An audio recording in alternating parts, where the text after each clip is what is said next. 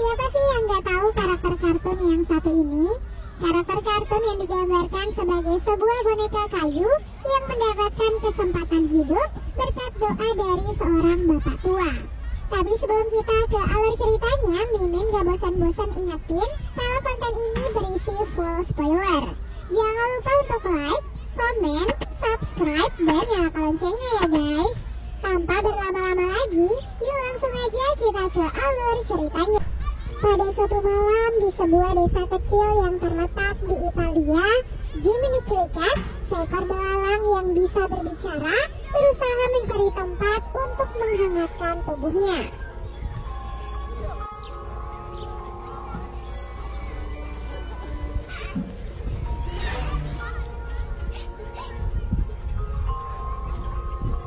Ia pun akhirnya memasuki rumah seorang pemahat kayu yang bernama Geppetto. Di rumahnya, Geppetto tinggal bersama kucing peliharaannya yang bernama Figaro dan seekor ikan bernama Cleo. Malam itu, Geppetto akhirnya berhasil menyelesaikan boneka marionet buatannya yang terlihat sama persis dengan mendiang putranya. Karena boneka itu terbuat dari kayu pohon pinus, Geppetto pun akhirnya memberinya nama Pinocchio. Saat sedang sibuk, Geppetto tiba-tiba kedatangan seorang pelanggan yang ingin membeli jam kayunya. Sayangnya, Geppetto mengaku tidak menjual semua jam itu karena semuanya adalah benda-benda kesayangan mendiang istrinya.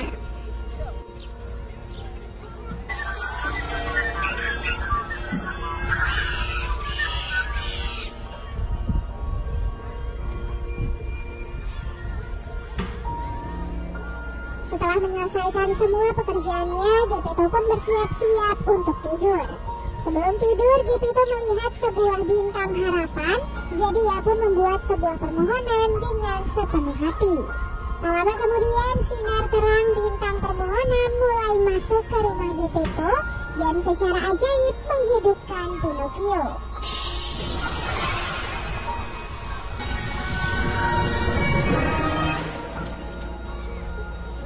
Jiminy yang ada di sana juga terkejut melihat Pinocchio yang tiba-tiba hidup dan bisa berbicara.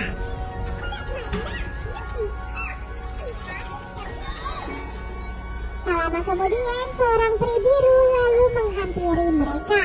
Ia berkata, jika Pinocchio ingin menjadi anak laki-laki sejati, maka ia harus bertindak berani, jujur, dan tidak egois.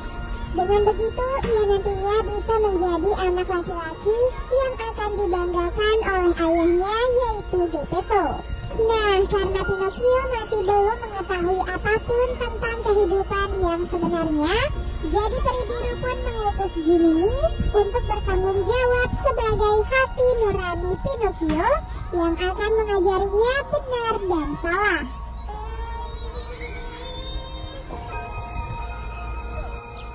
Setelah itu, Geppetto pun terbangun karena ia sepertinya mendengar sesuatu.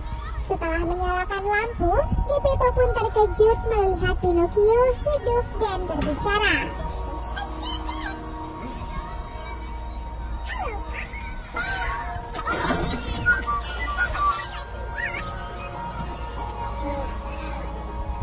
Ia pun merasa sangat bahagia karena kehadiran seorang anak adalah hal yang sudah ia dambakan sejak lama.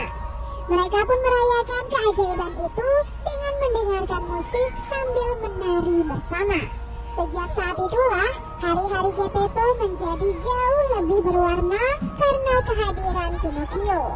Mereka banyak melakukan pekerjaan rumah bersama-sama, layaknya seorang ayah dan anak laki-lakinya. Setelah beberapa hari menjalani kehidupan bersama, Geppetto merasa mungkin ini adalah waktunya Pinocchio untuk mulai bersekolah. Sebelum berangkat ke sekolah, Geppetto memperingatkan Pinocchio tentang beberapa hal dan memintanya untuk pulang tepat waktu. Meskipun sedikit khawatir, namun Geppetto harus tetap mengirim Pinocchio ke sekolah agar ia bisa merasakan kehidupan seperti anak-anak lainnya. Di dalam rumah, Jiminy terlambat bangun, jadi ia pun segera bergegas untuk menyusul Pinocchio. Untung saja di luar ia bertemu dengan seekor burung camar bernama Sofia yang bersedia untuk mengantarkannya ke sekolah Pinocchio.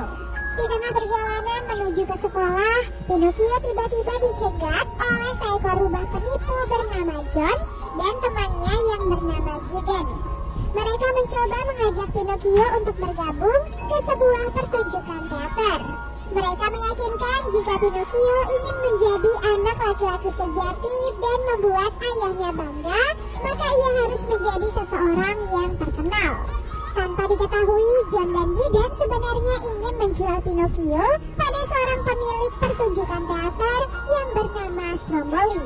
Beruntung saja sebelum Pinocchio masuk ke dalam jebakan, Jiminy datang dan menyelamatkannya. Mereka pun berhasil kabur dari kedua penipu itu dan Pinocchio akhirnya bisa masuk ke dalam sekolah.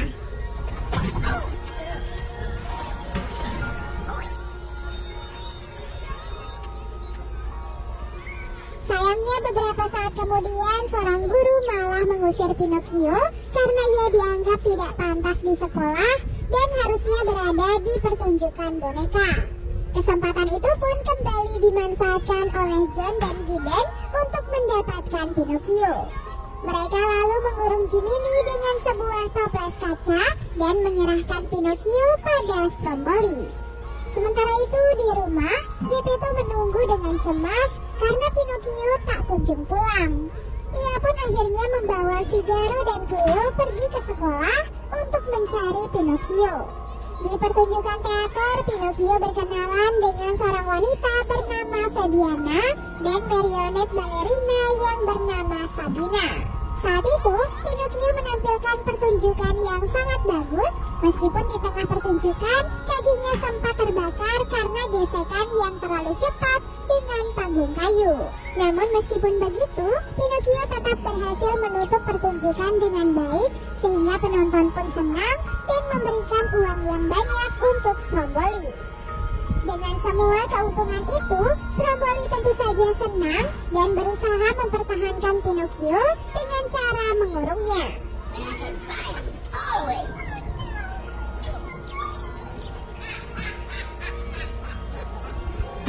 Di waktu yang sama, Geppetto menerjang hujan untuk mencari Pinocchio. Sayangnya malam itu ia tidak menemukan Pinocchio meskipun ia sudah mencari di berbagai tempat. Di dalam kereta Stromboli, Fabiana dan Sabina mencoba membebaskan Pinocchio, namun mereka gagal karena Stromboli memergoki mereka.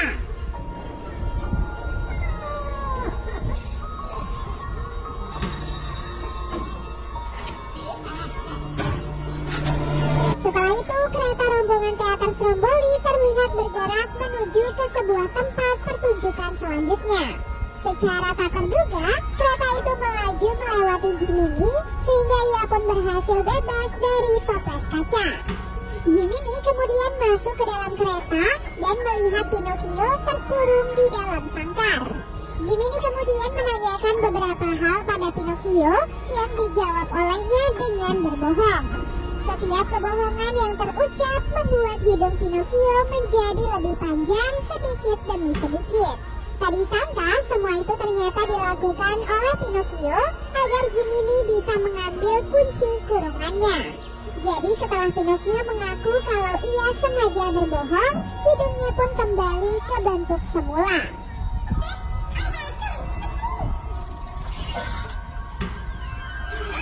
Setelah berhasil bebas, Pinocchio dan Jiminy pun kabur dari kereta Stromboli. Saat mereka dalam perjalanan pulang, mereka pun tidak sengaja dibawa oleh seorang kusir bernama Mr. Coachman.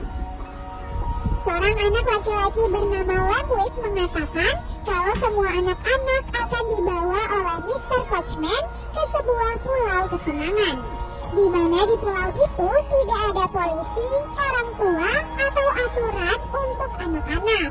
Jadi anak-anak akan bebas melakukan apapun yang mereka inginkan di pulau tersebut. Dan benar saja, sesampai di pulau itu, semua anak-anak mulai menikmati semua permainan, makan sepuasnya, dan melakukan apapun yang mereka inginkan.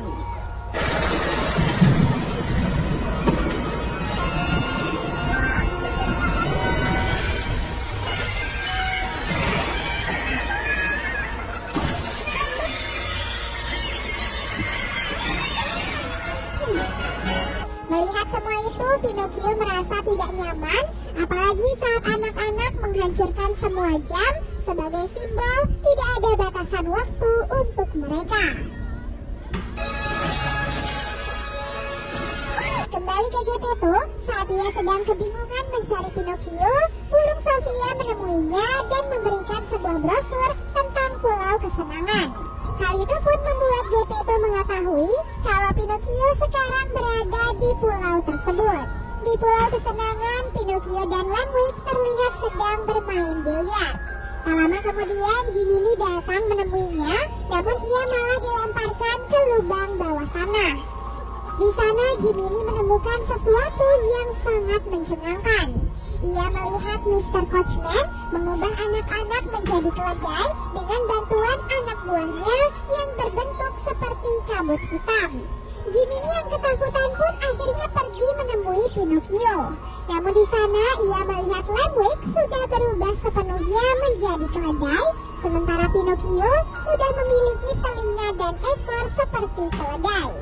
Karena hal itu, Pinocchio dan Jiminy pun akhirnya kabur dari Pulau Kesenangan.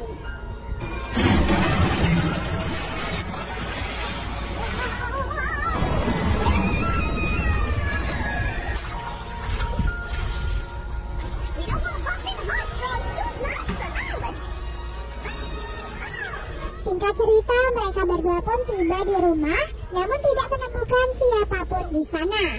Sofia datang memberitahu mereka kalau Geppetto telah menjual semua jam berharganya dan pergi mencari Pinocchio ke Pulau Kesenangan. Mendengar hal itu, Pinocchio dan Jiminy pun kembali ke laut.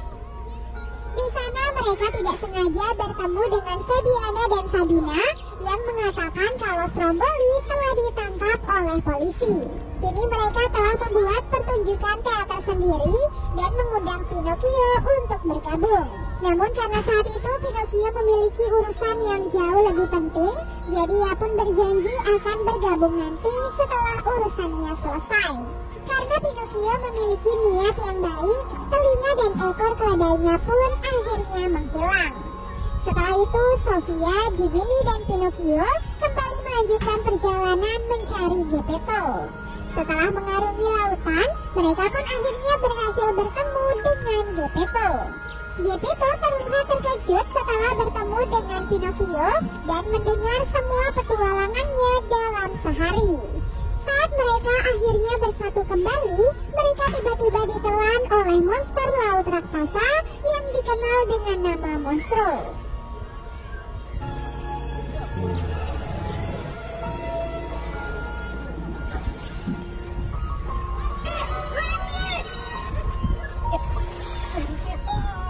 Saat berada di dalam perut Monstro, Pinocchio mendapatkan ide untuk membuat api dengan menggunakan minyak paus. Ia pun mulai menggesekkan kakinya pada kayu dan terciptalah percikan api. Berkat hal itu, Monstro pun kesakitan, jadi ia pun terpaksa memuntahkan semua isi perutnya.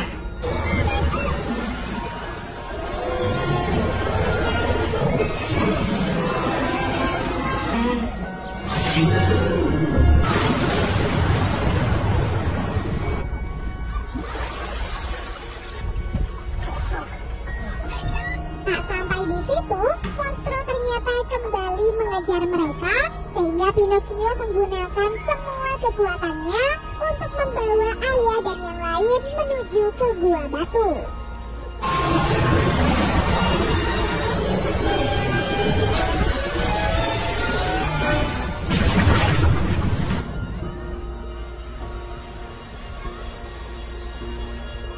Setelah mereka berhasil selamat, Pinocchio mencoba membangunkan ayahnya, namun sang ayah tak kunjung sadar. Ia pun menangis karena berpikir sang ayah sudah meninggal dunia.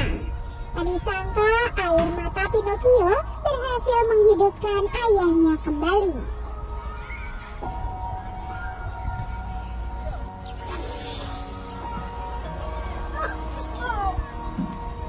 Geppetto merasa sangat bahagia karena mereka semua masih selamat. Ia juga merasa bangga pada Pinocchio karena ia sudah berhasil membuktikan kalau ia adalah anak laki-laki sejati. Mereka pun berpelukan dan pulang bersama-sama.